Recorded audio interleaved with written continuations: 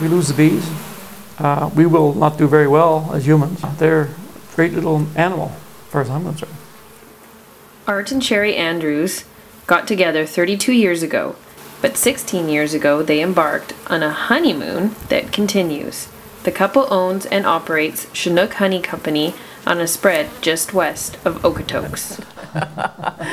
The bees, it's an infectious disease in a way, because you do start to really identify with them in a way.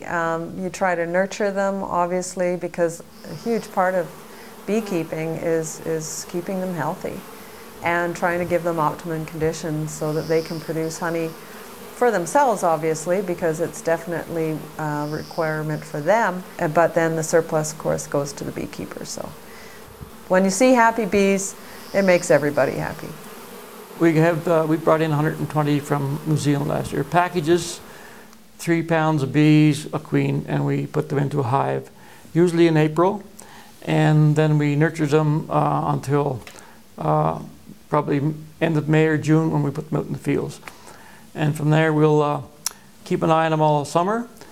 When the big nectar flows on, we'll add boxes to the hives for supers for honey, and we'll start extracting usually the middle of August, and then we'll do another extracting in September.